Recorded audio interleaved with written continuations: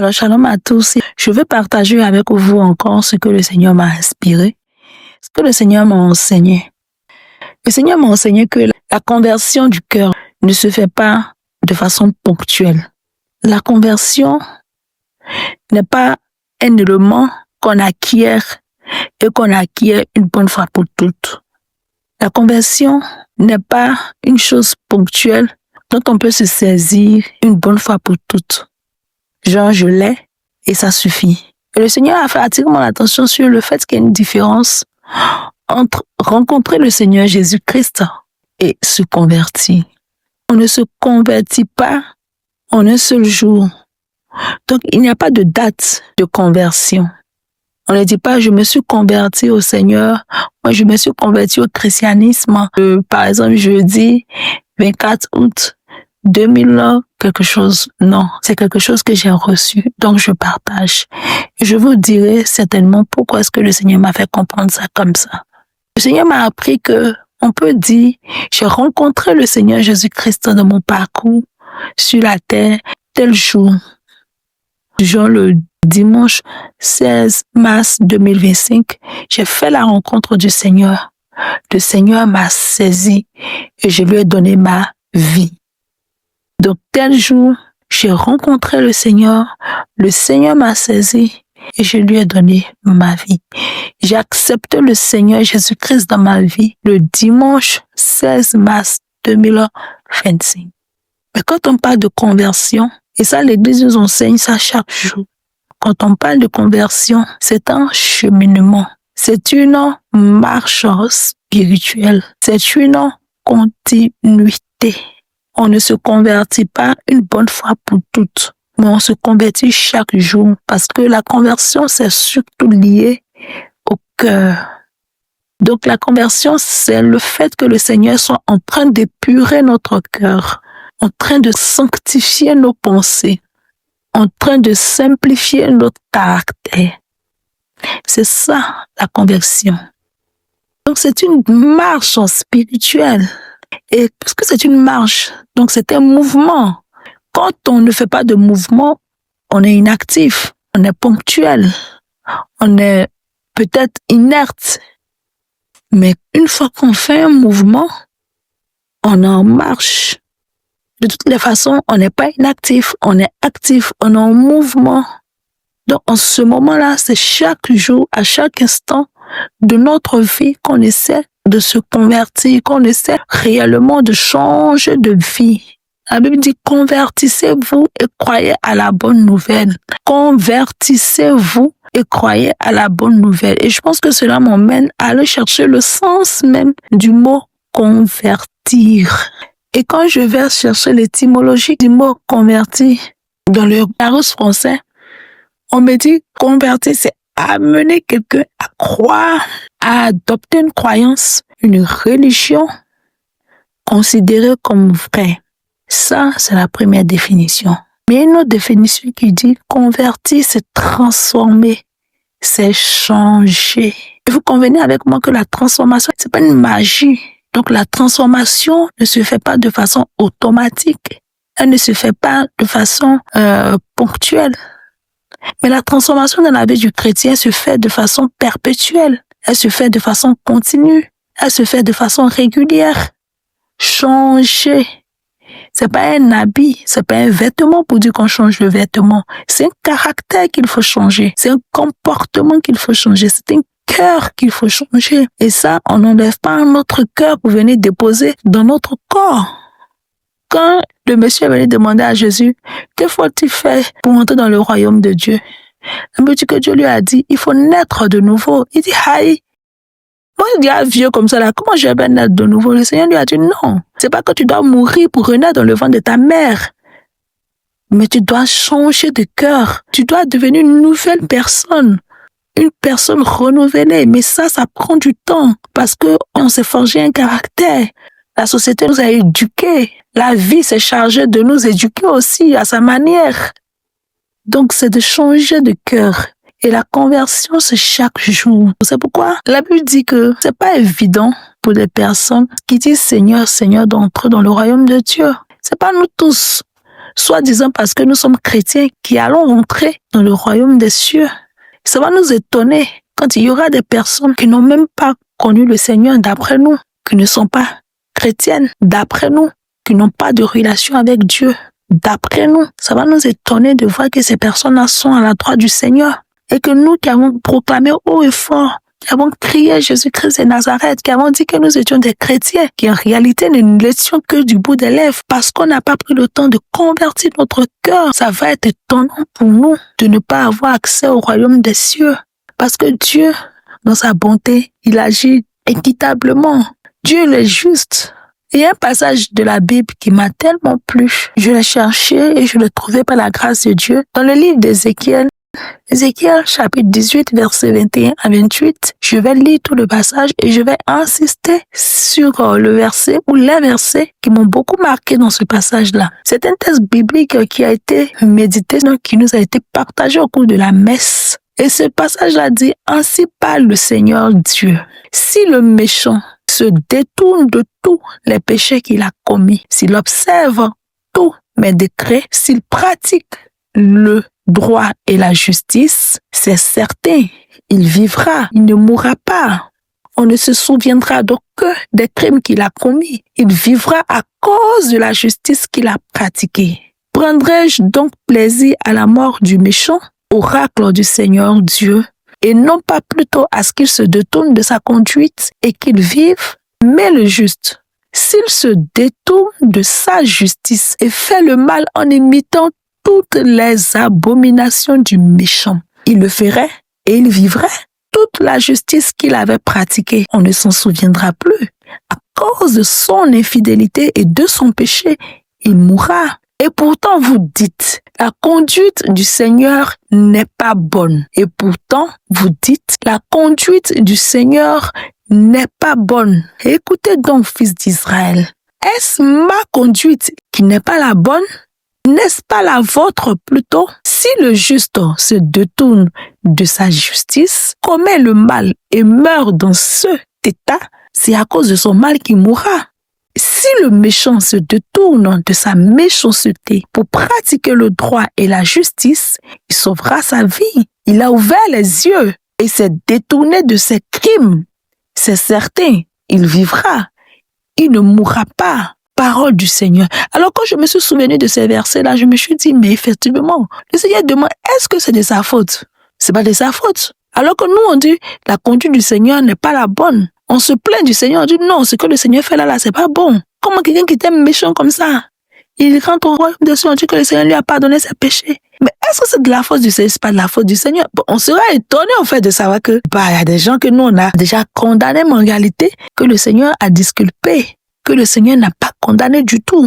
On va acculer le Seigneur. Nous-mêmes, on va s'ériger en juge. Et on va juger le Seigneur. On va dire, non, ce que le Seigneur a fait n'est pas bon. Mais le Seigneur dit, mais est-ce que c'est de ma faute? C'est pas de ma faute. Si la personne qui était bien, la personne qui était juste, la personne qui a rencontré le Seigneur, la personne qui marchait sur le chemin de la conversion, a fini par déraper. Malgré peut-être tous les enseignements qu'elle a reçus, malgré peut-être toutes les interventions des personnes qui essayaient de la ramener sur le droit chemin, soit elle a décidé de faire comme le méchant. Elle a décidé de marcher dans les voies du méchant. Elle s'est détournée de la justice. Elle a commencé à commettre le mal. Elle a commencé à commettre le péché. Mais si cette personne a meurt dans cet état-là, qu'est-ce que lui, le Seigneur, il a à voir avec ça? C'est ça qu'il est en train de nous dire dans sa parole. Qu'est-ce que lui, en fait, il a à voir avec ça?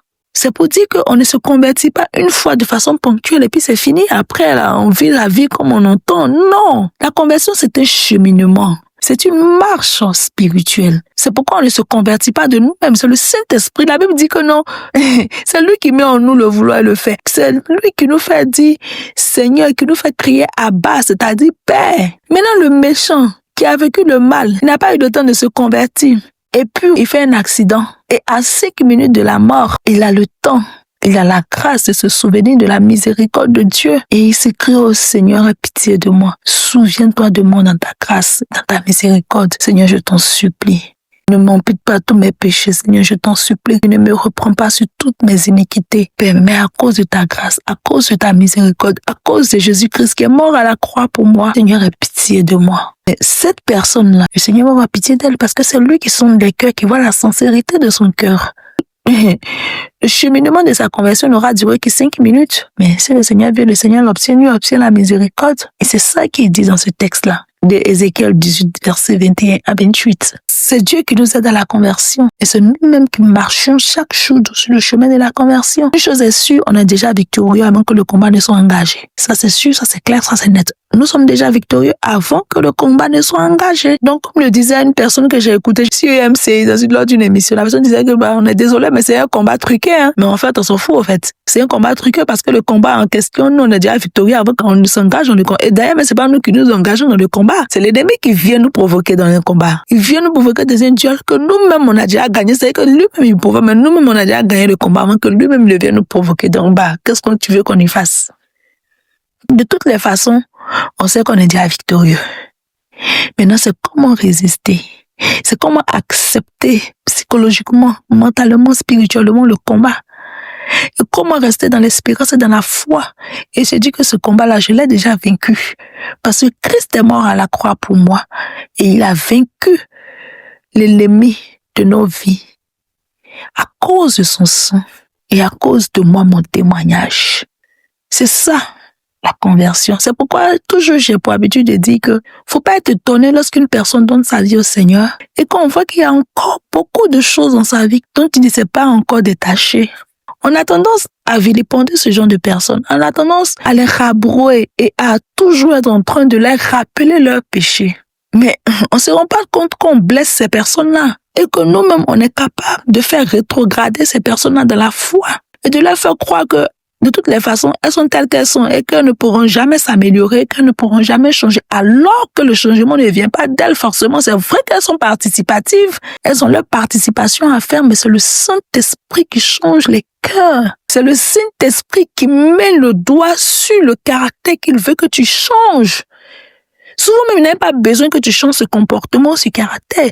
Mais le Seigneur veut le détourner en lui sa faveur. Mais on est toujours en train de ressasser le passé de l'autre, de ressasser le péché de l'autre, de l'incriminer, de lui dire que toi tu dis que tu es chrétien, tu fais telle chose. Et le pire, si ça vient des autres, c'est pas grave, mais le pire, ça vient de nous-mêmes les chrétiens. Pourtant, c'est une conversion. C'est un cheminement, c'est une marche. Celui qui a rencontré le Seigneur aujourd'hui, ou même qui a rencontré le Seigneur hier, il peut décider radicalement de changer de manière de s'habiller. Ça, c'est ce qu'on voit physiquement. Mais son cœur, là, il peut avoir des sentiments dans son cœur qu'il ne maîtrise pas forcément. Et puis le Seigneur, au fur et à mesure de sa marche spirituelle, va lui dire, regarde ce sentiment-là.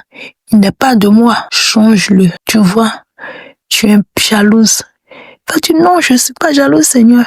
Il dit, si, tu vois, quand je fais telle chose pour telle personne, regarde comment tu as réagi. Tu ne l'as pas dit. Tu ne l'as pas exprimé ouvertement, mais dans ton cœur, tu as pensé. Et ça, c'est une forme de jalousie. Il va dire, oh Seigneur, je ne savais pas. Pour moi, le fait que je n'ai pas serré mon visage quand j'ai appris, pour moi, j'avais arrêté d'être jalouse. Pourtant, le fait que dans mon cœur, j'y ai pensé et que j'avais dit, si, c'est une forme de jalousie. Seigneur, je me repens, je te demande pardon. Le Seigneur va dire, c'est pas grave. Mais dorénavant, fais attention, beaucoup plus attention à ta manière de penser et à ta manière de réagir devant les situations. Et sois beaucoup plus regardant sur les faits. Tu te rendras compte que ce que tu fais n'est pas forcément bon et tu pourras corriger certaines choses. Demande au Saint-Esprit quand c'est trop difficile de le faire et il te viendra en aide.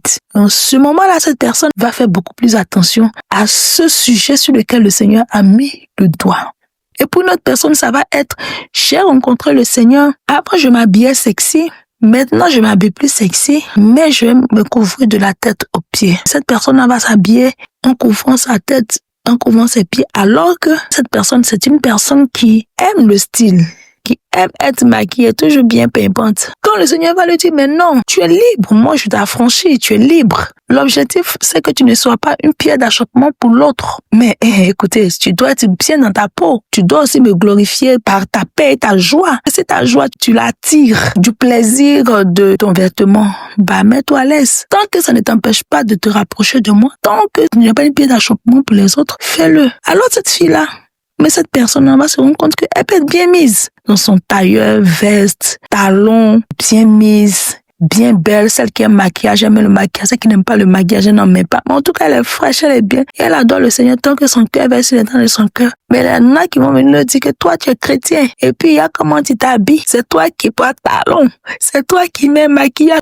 Tant que ça n'altère pas sa foi, si le Seigneur estime que en se maquillant, elle met trop de temps à se maquiller alors qu'elle aurait pu prendre le temps pour prier ou bien pour méditer sa parole, le Seigneur va lui dire, j'aime bien que tu sois à l'aise, j'aime bien que tu sois belle, parce que le Seigneur il est beau, c'est cet esprit sent bon, donc il aime tout ce qui est bon et beau, mais tu mets trop de temps dans les futilités au lieu de m'adorer. Il va lui dire, est-ce que le Seigneur il est beau? Il va lui dire, et la personne va changer sa manière d'être. Mais on peut reprendre une personne sans la critiquer. Moi avant, je me lavais une fois par jour. Je n'aimais pas me laver le soir. Tiens, en tout cas, quand je sors matin, je ne sors jamais de ma maison sans me laver. Ça, c'est clair. Quand je sors le matin de ma maison, je me lave impérativement et je sors. Mais quand je sors matin, quand je vais revenir, il ne faut pas t'attendre à ce que je me lave la nuit avant de dormir. Ou encore, quand je ne sors pas de la maison et que toute la journée je suis à la maison, bah, ne me stresse pas et ne m'oblige pas à aller me laver, en fait. Jusqu'à ce que moi-même je décide d'aller me laver, si c'est dans l'après-midi, si c'est dans la soirée. Mais une fois que je me suis lavée, bah, je ne retourne plus sous la douche. Et c'était comme ça. Pourtant, mon entourage me reprochait cela chaque jour. Et un jour, ça a mis le temps que ça devrait mettre. Ça a duré le temps que ça devrait durer. Mais un jour, le Seigneur m'a interpellée. Il m'a dit, tu ne prends pas soin du corps que je t'ai donné. J'ai dit, aïe, je ne prends pas soin du corps que tu m'as donné comment? Alors que moi, je suis très propre, hein, quand je lave mes habits là. On me connaissait quand j'étais en famille. Quand je m'assois pour laver mes habits, si j'ai commencé matin, j'ai commencé toujours matin très tôt. Je vais quitter là à 18h parce que quand je lave mes habits, je vais laver mes habits col par col, aisselle par aisselle, partie par partie. Et quand je sèche mes habits, je contrôle. Je veux même pas que quelqu'un passe en bas même de la corde pour que sa tête touche mon habit. Je veux pas. Quand je me lève de mon lit, je dresse mon lit. Toutes les choses chez moi sont à leur place. Je suis très ordonnée et je suis très propre. Par contre, je n'aimais pas me laver. Ça, je ne sais pas pourquoi. Et le Seigneur m'a dit, tu prends pas soin du corps que je t'ai donné. Je dis, comment ça? Aïe! Il dit, mais tu te laves pas. Je dis, hé, qui est? Alors qu'on me rabâchait cela, on me faisait le même reproche. Je n'avais jamais changé parce que c'était un reproche. Et quand le Seigneur m'a dit, tu ne prends pas soin du corps que je t'ai donné. J'ai dit, mais Seigneur, mais comment ça? Il dit, tu ne te laves pas. C'était tellement simple. Et puis c'était comme si c'était un souci pour lui. Il dit, mais tu te laves pas. Alors que tu sais que ton corps est le temple du Saint-Esprit. C'est la maison du Saint-Esprit. Le Saint-Esprit, il est pur, il est saint. Il ne peut pas habiter dans un corps qui n'est pas propre. Tiens, le Seigneur me lance des pics. Non, je l'aime trop, mon papa là, je l'aime trop. Alors qu'il m'a dit ça, j'ai dit, c'est vrai. Mais ça aussi, c'est pas facile. Souvent que je viens, je suis fatiguée. Souvent que je viens, il y a froid. Je veux qu'il me lave tous les jours. Là. Me faire grâce. Donne-moi l'onction de me laver chaque soir. Fais-moi cette grâce. Et que je fais cette prière-là, c'est pas comme si je me suis mis à genoux, j'ai prié, et puis ça m'est arrivé. Non, je marchais dans la maison. Je sais pas ce qu'il faisait, des choses habituelles. Puis j'ai entendu la voix me parler. Puis je lui ai donné la réponse. Je lui ai dit, donne-moi la grâce de me laver. Mais c'est pas possible. Il fait pas chaud dans la maison normalement, hein. Mais quand il fait soir, je sais pas, bizarrement, j'ai chaud. Je sais pas d'où la chaleur vient, mais ça me pousse à aller me suis couché, mais je m'endors sans m'en rendre compte. Et puis je me réveille à une certaine heure, à 3h du matin, pour aller me laver. Je me lave et puis je reviens me coucher. Parce que le Seigneur m'a donné cette grâce. Et c'est comme ça que le Seigneur fonctionne. Pourtant, ça allait anodin, mais ça tenait au cœur du Seigneur. Pourtant, c'était un reproche qu'on me faisait. Mais ça n'avait rien changé en moi. Il a fallu que le Seigneur mette le doigt dessus pour que moi je puisse changer. C'est comme ça la conversion, c'est comme ça la marche spirituelle avec le Seigneur. Et c'est une expérience tellement douce, c'est simple, c'est tellement, mais alors là, tellement, mais je dis, mais tellement simple, mais c'est beau. Et souvent quand ça se passe, je m'en rends pas compte. Mais c'est quand j'en parle que on me dit, mais attends, le Seigneur est toi. Puis je me rends compte que, mais c'est vrai, mais c'est tellement beau. Je me rends compte que le Seigneur est tellement humain, il est tellement simple. C'est pourquoi je n'aime pas qu'on rende le Seigneur mystérieux. J'aime pas qu'on le rende difficile. Ça me fatigue. C'est vrai qu'il a des mystères cachés qu'on ne peut pas sonder parce qu'il est Dieu. Il nous montre des choses, mais soyez sûrs que ce qu'il nous montre n'est même pas le quart de ce qu'il est. Mais en même temps, le Seigneur, il nous montre sa simplicité au fait. Et bizarrement, quand les gens, le Seigneur leur montre sa simplicité, ils pensent qu'ils savent tout de Dieu. Non! Je suis sûre à 100% que ce que le Seigneur montre là, ce n'est rien en comparaison à ce qu'il est. Au fait, quand il montre un aspect de sa personne, je me dis qu'il est 1000 fois, 15 milliards, millions, des dizaines de fois plus grand que ce qu'il vient de montrer là. Et que ce qu'il m'a montré là n'est même pas de millième même de ce qu'il veut, ce qu'il est en réalité. Il a juste enlevé un bras de ce qu'il a me montré, c'est tout. Alors vraiment, moi, je vais nous exhorter à la grâce de la conversion, à chercher Dieu dans notre cœur. Dieu, il est simple. Et Dieu, il est bon. Il est bon. Dieu est bon, hein? Dieu est simple. Dieu est bon. Dieu est tellement bon. Dieu, je sais pas comment je vais dire quoi. Il est simple. C'est la personne la plus simple qui puisse exister. Mais c'est nous qui voulons compliquer Dieu. Ce qui fait que c'est difficile pour des gens de se convertir. C'est difficile pour des gens de venir à Christ. Parce qu'ils se disent que c'est trop compliqué, c'est trop lent, c'est trop périlleux, c'est trop un travail décisif, ça demande beaucoup trop de réflexion, beaucoup trop de contraintes. Non, c'est vrai, c'est difficile, mais avec Christ, sans Christ, la vie est difficile.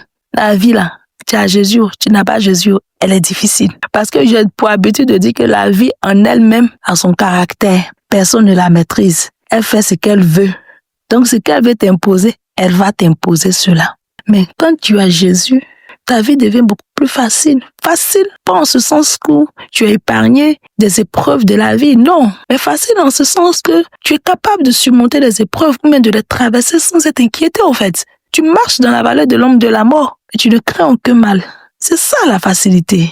Comme je l'ai dit tantôt, le combat engagé, mais bon, on est déjà victorieux en fait avant que le combat ne soit engagé. Donc c'est ça la simplicité de la vie. Les épreuves viennent, mais tu sais dans ton fort intérieur que tu es victorieux sur cette épreuve-là. Parce que tu sais que le Seigneur a déjà tout payé à la croix pour toi avant même que tu ne naisses. Donc rien ne te ferait.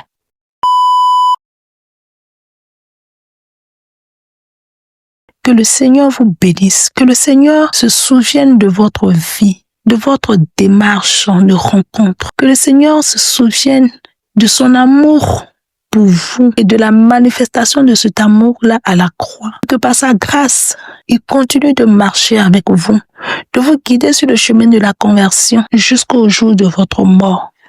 C'est ma prière. Que Dieu nous bénisse, que Dieu nous garde, que Dieu nous protège dans sa bienveillance, dans son amour, dans sa bonté. Que le Seigneur nous bénisse au nom de Jésus-Christ. Amen.